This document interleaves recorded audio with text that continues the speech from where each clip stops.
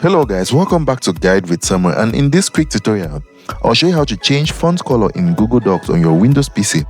First, open your document at docs.google.com and make sure you're signed in. If you want to change the color of all text, press Ctrl A to select everything. Otherwise, just highlight the words you want to recolor.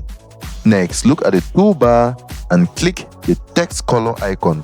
From there, choose one of the preset colors or click custom to pick a specific hex code or mix a new shade. Then after selecting your color, the text will update instantly. If you need bolder contrast for readability, pick a darker or higher contrast color.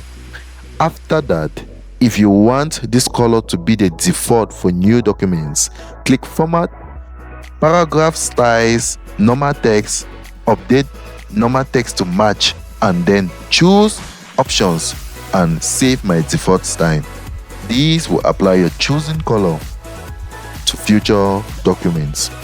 Finally, if you ever need to remove the color, select the text and choose Reset in the text color menu to return to default. If you found this helpful, don't forget to like and subscribe to Guide with Samuel for more helpful tutorials. Thanks for watching.